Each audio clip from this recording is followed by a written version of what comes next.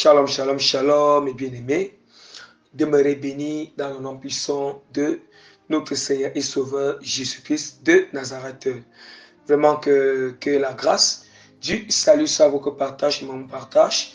La grâce vraiment des fruits du Saint-Esprit, l'amour, la douceur, la joie, la paix, la patience, la bonté, la bienveillance, la maîtrise de soi, la foi, la fidélité, vraiment soit votre partage et mon partage.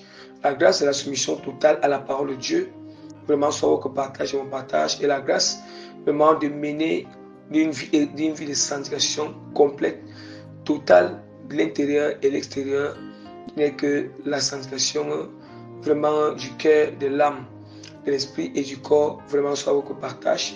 Et mon partage, vraiment au nom puissant de Jésus-Christ de Nazareth, ainsi que à tous les autres bien-aimés qui sont répandus dans le monde entier, même ceux qui ne vont pas écouter. Tout cela au nom puissant de Jésus-Christ de Nazareth. Amen. Bien-aimés, vraiment, je vais rapidement recommander ce moment en l'élément du Seigneur afin que le Seigneur puisse prendre total contrôle. Seigneur, je te confie, Père, ce moment entre tes mains afin de prendre total contrôle. Seigneur, je t'en supplie de tout mon cœur de venir agir pendant ce moment. Seigneur, pendant ce moment, Père. Éternel Dieu, grand Père, Seigneur, je reconnais que sans toi, je ne peux rien. Comme tu le dis dans ta parole, que sans Seigneur, toi, on ne peut aboutir à rien, Seigneur. Père, Seigneur Jésus-Christ, toi, tu es le cep, je suis le sarment. Le sarment ne peut pas porter de fruits s'il n'est pas attaché au cep. Voilà pourquoi je viens m'attacher à toi en ce moment. Je viens me connecter à ton esprit en ce moment, Seigneur. Afin que, Seigneur, ce message porte des fruits, Père. Afin que, Seigneur, cette révélation, c'est sur la parabole, cette exhortation, Père, Seigneur, porte des fruits, Seigneur, dans les cœurs, dans les esprits, c'est des bien-aimés, Seigneur.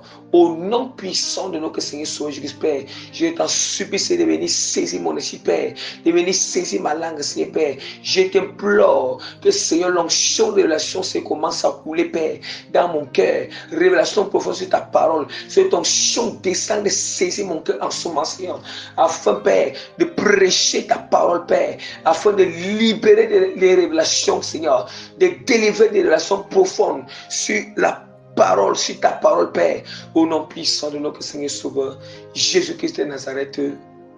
Amen. Que toute la gloire, l'honneur, la puissance, la royauté, la grandeur, l'élévation, l'adoration, l'exaltation, l'action de grâce, la gratitude, la souveraineté, l'autorité, la domination, les remerciements reviennent à notre Seigneur et Sauveur, Jésus-Christ de Nazareth. Amen. Bien-aimés, vraiment par la grâce que l'Éternel m'accorde, je me présente humblement comme le moindre et le plus petit parmi tous les serviteurs de Dieu, l'apôtre Prémisse, vraiment le plus petit et le moindre parmi tous les apôtres authentiques du Seigneur, vraiment l'apôtre Prémisse que le Seigneur a appelé, vraiment appelé et choisi dans le ministère apostolique bien-aimé pour prêcher toute la sainte doctrine sans rien juguler et aussi sauver les âmes par sa grâce et sa puissance, bien-aimé, au nom puissant de notre Seigneur et Sauveur Jésus-Christ de Nazareth. Amen. Bien-aimé, vraiment, le Seigneur nous accorde encore une grâce excellente de venir vraiment prêcher le thème de notre exhortation. Bien-aimé, ici, ce n'est pas la prédication, ce n'est pas l'enseignement, mais c'est une exhortation. C'est une exhortation. Donc, le thème de notre exhortation qui est intitulé sur la révélation sur la parabole de l'ami, la révélation sur la parabole de l'ami important et la persévérance. Et la persévérance. Je répète encore, la révélation, le thème de notre exhortation est intitulé la révélation sur la parabole de l'ami important et la persévérance. Bien-aimé, je répète encore la première et la troisième et la dernière fois. La révélation sur le Seigneur m'a fait grâce de venir partager, venir partager vraiment le message d'exhortation qui est intitulé La révélation sur la parabole de l'ami important et la persévérance. Bien-aimé, vraiment, nous savons, il y en a plusieurs bien-aimés qui ont toujours lu ce passage biblique. Plusieurs bien-aimés qui ont toujours parcouru la lecture dans ce passage biblique. D'autres n'ont pas encore compris. Et peut-être le temps est déjà venu que Dieu va vous faire grâce de comprendre ce que signifie cette parabole. Le Seigneur a plusieurs manières de révéler profondément cette parabole. Comme il peut passer par toi-même, comme il peut passer par un homme de Dieu ou par ton prochain. Bon, il y en a aussi d'autres qui ont déjà la révélation, mais comme nous savons déjà, bien aimé, les paraboles du Seigneur ont toujours plusieurs significations. Vous voyez? Donc un passage peut avoir plusieurs significations, mais ayant un même sens. Mais pas les plusieurs significations dont le sens sera opposé. Non. Les plusieurs significations ayant dans un même sens, ayant le sens de la volonté du Seigneur. Alléluia. Bien aimé, vraiment sans toutefois tarder, puisque c'est l'exhortation, je ne vais pas beaucoup tirer. Je vais juste me baser rapidement sur le passage biblique de l'ami important en ouvrant la parole de Dieu dans Luc chapitre 11, verset 5 jusqu'au verset 8. Je lis, je fais d'abord la première lecture. Il a dit encore, si l'un de vous a un ami et qu'il aille le trouver au milieu de la nuit pour lui dire, ami, prête-moi 3 pains, car un de mes amis est arrivé de voyage chez moi et je n'ai rien à lui offrir. Et si de l'intérieur de sa maison, cet ami lui répond, ne m'importune pas, la porte est déjà fermée.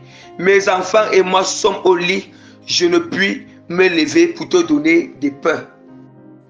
Je vous le dis, même s'il ne se levait pas pour aller lui donner, parce que c'est son ami, il se lèverait à cause de son importunité et lui donnera tout ce dont il a besoin. Et moi, je vous dis, demandez et l'on vous donnera, cherchez et vous trouverez, frappez et l'on vous ouvrira, car quiconque demande reçoit, celui qui cherche trouve, l'on ouvre à celui qui frappe. Et quel est parmi vous le père qui donnera une pierre à son fils s'il lui donne du pain, ou s'il demande un poisson, lui donnera-t-il un serpent au lieu d'un poisson? Ou s'il demande un œuf, lui donnera-t-il un scorpion? Si donc méchant comme vous êtes, vous savez donner de bonnes choses à vos enfants, à combien plus forte raison le Père Céleste donnera-t-il le Saint-Esprit à ceux qui le lui demandent? Amen. Bien-aimés, vraiment, je vais rapidement donner la révélation profonde, vraiment, qui est cachée derrière cette parabole. La parole du Seigneur dit que les choses cachées sont pour l'Éternel et les choses révélées sont à nous et à nos descendants bien-aimés. Et le Seigneur Jésus-Christ a dit que il a plu au Seigneur de révéler ces choses à ses enfants, mais de parler ces choses en parabole à ceux qui ne peuvent pas comprendre, à ceux qui sont endurcis. Et là maintenant, le Seigneur Jésus-Christ lui vient encore passer par moi aujourd'hui pour expliquer cette parabole, pour révéler cette parabole à ceux vraiment qui sont sincères, ceux vraiment qui ont décidé d'ancrer au ciel, de vivre une vie la sainte doctrine. Alléluia. Bien-aimés, nous allons d'abord parler, la parole de Dieu nous dit que, la parole du Seigneur dit que, il est dit encore, si l'un de vous a un ami et qu'il aille le trouver au milieu de la nuit pour lui dire, ami, prête-moi 3 pains. Bien aimé, l'ami que nous partons recouvrer au milieu de la nuit, c'est quel ami? Qui est cet ami? L'ami que nous partons recouvrer au milieu de la nuit pour lui demander du pain. Qui est cet ami? L'ami là, c'est Jésus-Christ de Nazareth. Vous voyez? C'est l'ami que nous partons recouvrer au milieu de la nuit. Cet ami, c'est Jésus-Christ de Nazareth. Bien-aimé. C'est Jésus de Nazareth, bien-aimé. Continuons. Et le pain, on nous mentionne le pain. On peut lui demander du pain. Le pain, qu'est-ce que signifie le pain ici? Le pain ici signifie la parole de Dieu. Le pain signifie la parole de Dieu. Or, dans la parole de Dieu comporte. La parole de Dieu comporte la révélation. La parole de Dieu comporte la prophétie. La parole de Dieu comporte les dons. La parole de Dieu comporte la guérison. La parole de Dieu comporte les miracles. La parole de Dieu comporte les prodiges. La parole de Dieu comporte oui. La parole du Seigneur, ça comporte la délivrance. Ça contient tout cela, bien-aimé. Tout ce qui est de la volonté de Dieu, tout ce que Dieu peut opérer comme sa volonté, la parole de Dieu contient tout cela.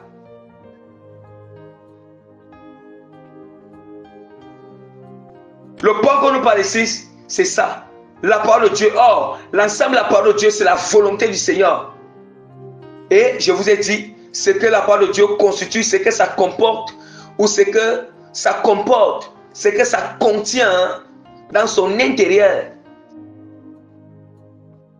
dans son fond, bien-aimé.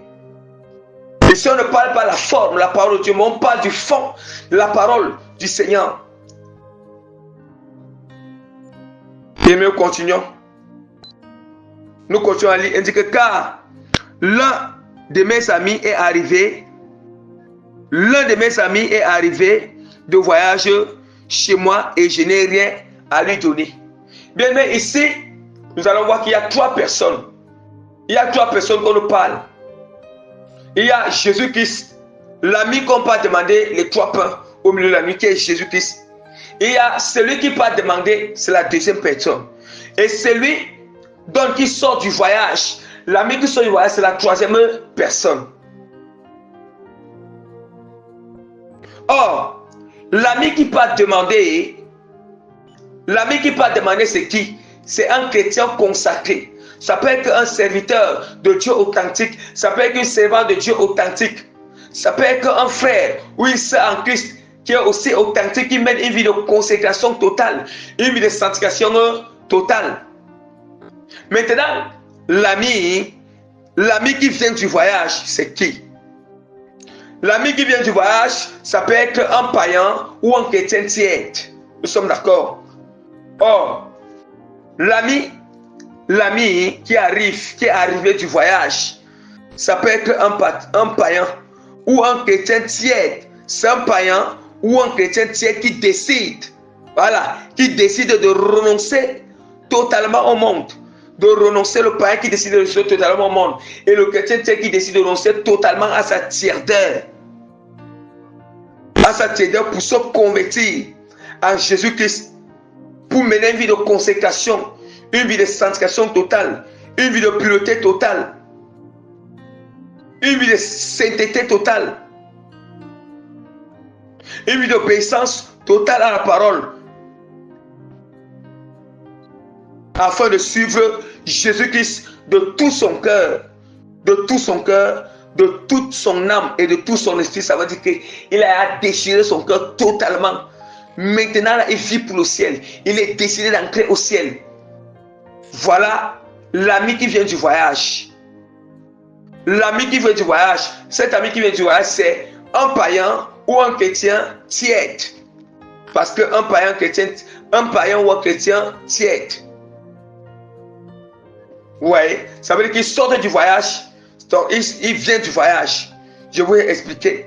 Il a pris la résolution d'accepter Christ comme Seigneur Sauveur et de mener une vie de sanctification totale, de l'obéir totalement, d'avoir une intimité profonde avec Dieu.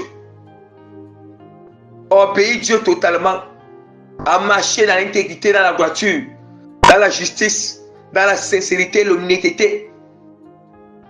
Voilà, c'est cela ce que signifie l'ami qui vient du voyage. Maintenant, le voyage qu'on nous parle, on nous parle du voyage. C'est quel voyage? C'est quel type de voyage? Le voyage qu'on nous parle ici, c'est quoi? C'est la transition entre le monde, la transition entre quitter le monde et venir en Jésus-Christ. Quitter le monde et venir en Jésus-Christ bien-aimé. C'est le transfert. Ça signifie encore. Le voyage qu'on parle ici, c'est le transfert entre quitter la vie d'abomination, la vie de péché, la vie d'impureté, la vie de tierdeur, la vie de mondanité, la vie, bien-aimée, vraiment de coutume, de tradition, pour vivre la vie de sanctification, pour vivre la vie de pureté, pour vivre la vie d'obéissance totale. C'est ça le voyage.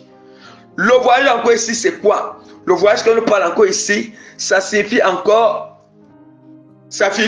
la libération ou la délivrance. La délivrance d'un païen ou d'un chrétien tiède de l'enfer pour le paradis. Or, nous savons qu'une personne qui vit dans le péché, dans la tiédeur, dans le péché qui vit selon la mondanité, directement son âme est déjà captif, autant pour moi. Son âme est captive. Et s'il meurt dans cet état, il te tombe directement en enfer. Voilà pourquoi nous disons ici que ce voyage donne l'ami, il vient du voyage. Ça veut dire qu'il quitte. Ça veut dire que c'est la libération ou la délivrance de l'enfer pour le paradis. Ou bien la libération ou la délivrance de la vie, de la mort pour la vie. Voilà ce que signifie le voyage qu'on nous parle ici. Nous continuons toujours à donner des révélations profondes, à expliquer et à interpréter et à révéler profondément les détails de notre parabole. Or, la parole de Dieu dit que la parole du Seigneur continue à dire, la parole du Seigneur continue à dire que dans le verset 6, car un de mes amis est arrivé de voyage chez moi et je n'ai rien à lui offrir. Je n'ai rien à lui offrir, bien aimé. Or, on nous dit déjà que c'est Jésus-Christ. C'est lui qui dit à celui qui passe frapper à la porte, aux serviteurs consacrés authentiques, aux servantes authentiques, aux frères et sœurs qui sont authentiques, qui mènent une vie de sanctification. C'est lui qui est en train de dire que je n'ai rien à offrir. Bien aimé, or, comment Jésus-Christ peut dire qu'il n'a rien à offrir? Il y a une signification derrière. Le rien, bien aimé, le rien à offrir signifie quoi? Le rien à offrir, quand je dis que je n'ai rien à offrir, c'est une manière que le Seigneur, c'est une manière de s'humilier. Vous voyez? Il faut que je relis. Attends un peu. Non, ce n'est pas Jésus qui dit que je n'ai rien à offrir. C'est plutôt, ce n'est pas Jésus qui dit, je m'excuse, je n'ai pas été attentif sur le passage biblique. C'est plutôt le serviteur de Dieu, ou la servante de Dieu, ou le frère ou une sœur qui part demander au Seigneur, qui est parti demander à Dieu le pain. Or, nous sommes les amis du Seigneur. Nous savons que lorsque nous vivons selon la parole du Seigneur, nous sommes les amis de Christ. Ça veut dire que là, ça veut dire qu'on ne peut pas être ami de Christ si on n'a pas une vie de consécration, une vie de pureté. Jamais. Or, ce n'est que les frères et sœurs, les serviteurs de Dieu qui mènent une vie de consécration totale. Ce sont ceux qui sont les amis de Christ. Parce qu'ils ont l'intimité profonde avec Christ. Maintenant, on dit que lorsque nous partons demander au Seigneur. On dit que car on dit à nos amis, à Jésus qui se car, nous disons car ce païen ou bien on dit que car un de mes amis est arrivé de voyage chez moi et je n'ai rien à lui offrir. Or nous savons que l'ami qui est arrivé du voyage, c'est le païen ou le chrétien tiède. Le chrétien tiède maintenant qui vient te voir. Il veut lui amener une vie de consécration, il ne connaît pas comment faire. Ou bien ce païen qui ne connaît pas Jésus-Christ, bon, qui veut vraiment entrer dans cette vie, connaît que Christ, il vient maintenant voir le serviteur de Dieu authentique, la servante de Dieu authentique, ou un frère ou une soeur qui a une vie de consécration. Vous voyez? Maintenant, nous partons devant le Seigneur qui nous dit que, car un de mes amis est arrivé de voyage, on peut avoir Jésus-Christ chez moi et je n'ai rien à lui offrir. Or, étant donné que, qu'est-ce que ça signifie ici? du fait que nous sommes qu'on n'a rien, lui ne faut pas voir Jésus-Christ. C'est de rien offrir, c'est une manière de s'humilier, c'est une manière de s'humilier devant Dieu pour reconnaître qu'on ne peut pas aboutir à rien sans son esprit et sans son aide pour suivre ce païen. Oui, pour suivre ce païen, pour suivre ce chrétien qui vient de se convertir ou bien qui veut se convertir. Oui, qui veut se convertir. Oui, c'est ça qui veut dire je n'ai rien à offrir. Maintenant, la parole du Seigneur continue à nous dire dans le verset 7. Et si de l'intérieur de sa maison, cet ami lui répond, ne m'importune pas, la porte est déjà fermée. Mes enfants et moi, nous sommes sur le lit et je ne puis me lever pour donner, des pains. Bien aimé, nous allons constater ici que c'est Jésus qu'est-ce qu'il dit. Mais comment Jésus peut dire que à l'intérieur peut dire que ne m'importune pas, la porte est déjà fermée. Bon, on n'arrive pas à comprendre. Or, c'est Jésus qui est cet ami qui dit que ne m'importune pas, la porte est déjà fermée. Qu'est-ce que ça signifie? Il y a une signification, bien aimé. Or, qu'est-ce que signifie ce que l'ami dit ne m'importune pas? Or, l'ami qui dit ne m'importune pas, on a déjà révélé que c'est Jésus-Christ. La porte est déjà fermée, ça signifie quoi? Ça signifie que il est question que Dieu nous éprouve. Il est question que Jésus-Christ nous éprouve. Dieu nous éprouve. Il éprouve nous-mêmes pour savoir si nous sommes déterminés, si nous sommes persévérants, sincères. Oui, si nous sommes persévérants, sincères de tout notre cœur et avec amour pour suivre et aider cette âme à se convertir à Jésus-Christ. Donc il veut voir notre détermination, il veut voir notre sincérité, il veut voir notre persévérance, il veut voir notre amour, il veut éprouver notre amour, il veut voir si nous avons la compassion pour cette âme. Si on va insister, on va voir. Voilà pourquoi nous allons constater que nous prions pour certaines personnes. Quand Dieu n'apporte pas l'action, on doit insister. Nous devons insister. En fait, les serviteurs et les servants de Dieu doivent continuer à jouer le rôle. Même si la solution n'est pas encore sur ce dernier, sur ce brebis, il n'est pas encore exactement comme le Seigneur veut. Nous devons insister. Voilà pourquoi, parfois ici, voilà pourquoi Jésus qui ne répond pas vite. C'est une manière qui ne répond pas vite. Il faut voir notre persévérance. Et là où il dit que mes enfants et moi nous sommes au lit, ça signifie quoi? Mes enfants et moi nous sommes au lit, ça signifie quoi? C'est le repos. Nous savons que c'est le repos des âmes. Le repos des âmes des enfants de Dieu qui sont au paradis. Ça veut dire qu'ils se sont à reposer du péché. Donc ils se sont à reposer de toutes les persécutions qu'il y avait dans ce monde. Le péché qui était dans ce monde, vous voyez, l'affliction qui est dans ce monde, les souffrances qui est dans ce monde, les larmes qui étaient dans ce monde, les larmes, tout ça, tout ce que nous savons que nous traversons. Mais là, il s'agit, il y a des chrétiens, ceux dont leurs âmes se reposent au paradis. Voilà pourquoi il dit que ne m'importune pas car mes enfants et moi, nous sommes au lit. Or, le lit, dormir, le lit, aller dans un sommeil, dormir, aller au lit, c'est comme si tu te reposes. Mais ici, ce n'est pas dans le sens, maintenant ici, c'est dans le sens physique. Maintenant, pour donner la révélation, c'est plutôt le repos des âmes au paradis. Vous voyez un peu, le repos des âmes au paradis, ils se reposent du péché, des persécutions, de la souffrance, de toute affliction qui est ici sur la terre. Bien aimés, nous continuons toujours à interpréter notre parabole. Maintenant, il continue à dire toujours dans le verset. Il continue toujours à dire dans le verset 8, je vous le dis, même si, il dit, après il dit, je ne puis me lever pour, il dit, je vous le dis, même s'il ne se levait pas pour les lui donner parce que c'est son ami, il se lèverait à cause de son importunité.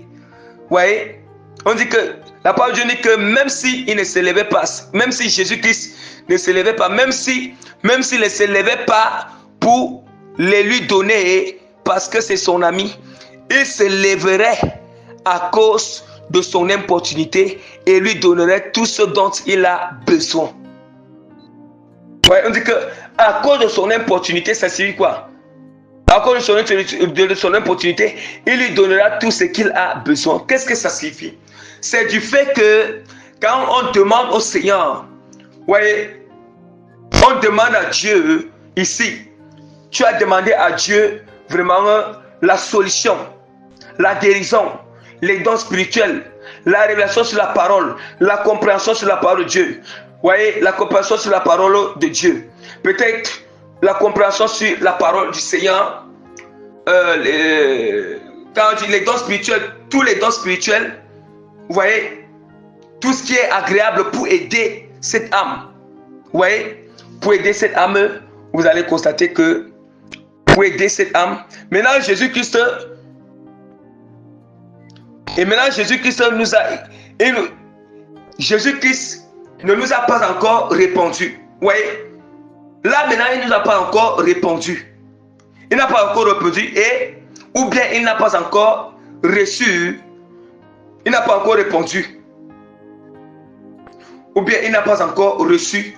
On ne doit pas baisser les bras.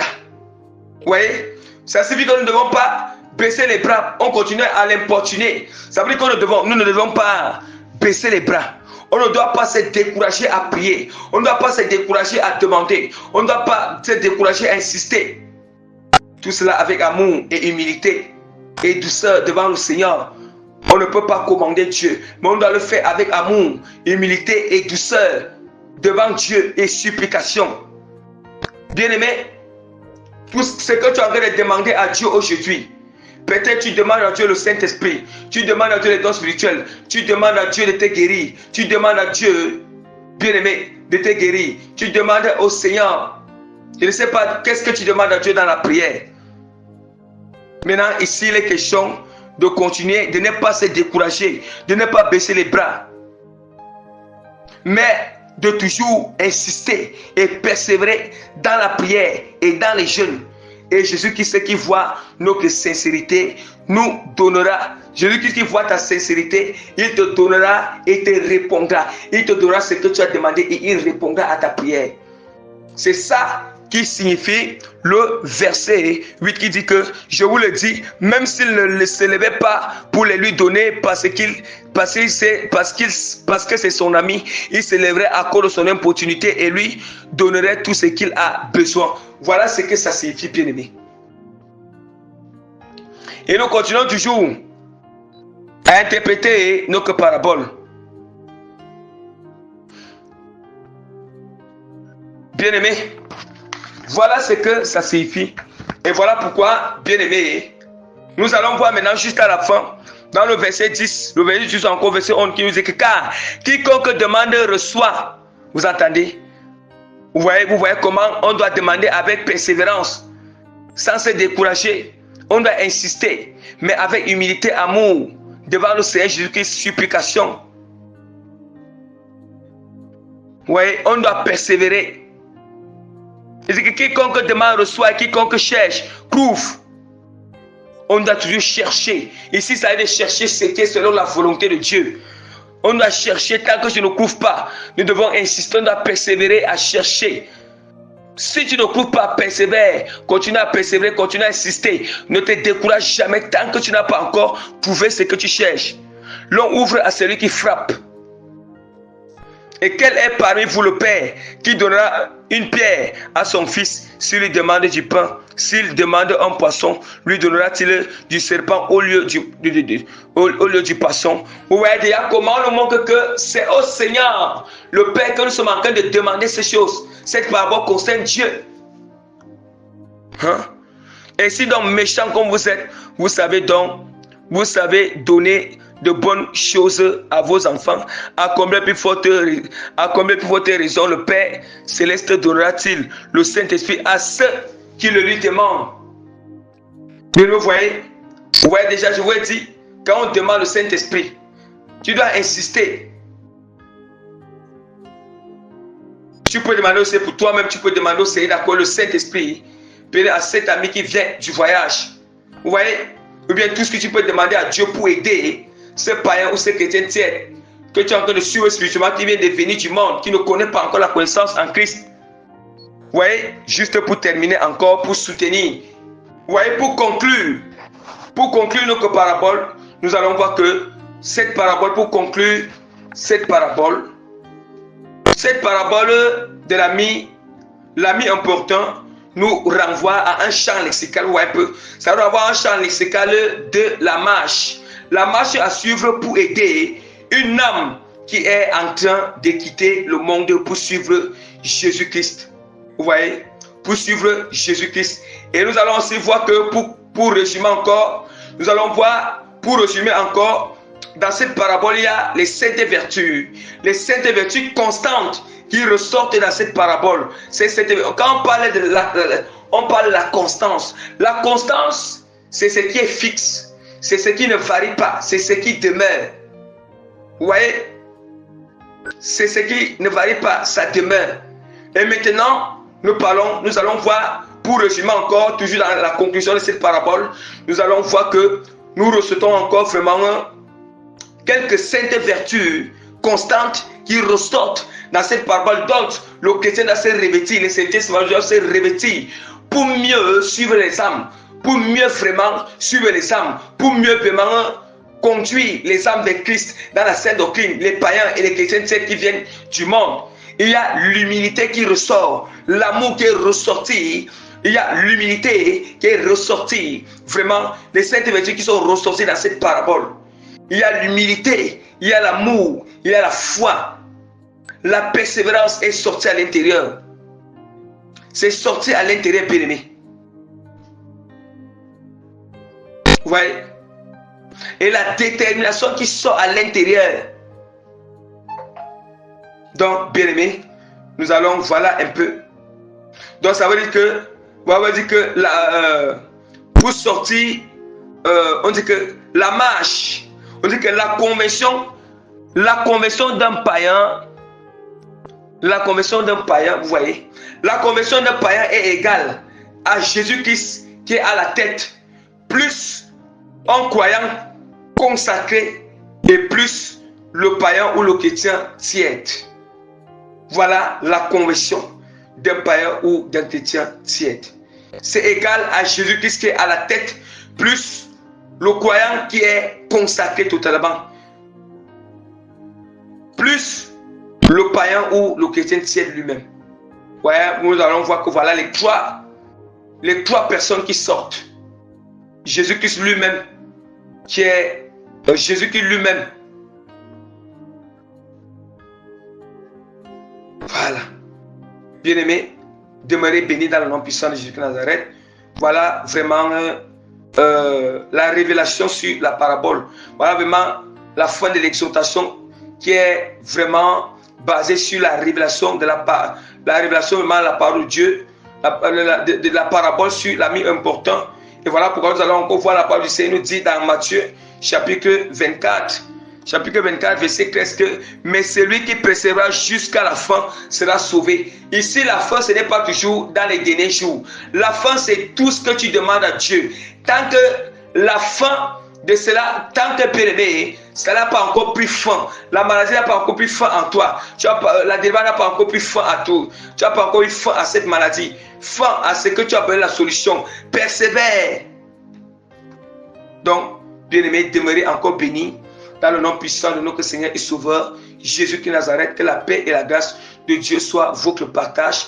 Bien-aimé, demeurez vraiment bénis. Demeurez vraiment bénis par la grâce de Dieu.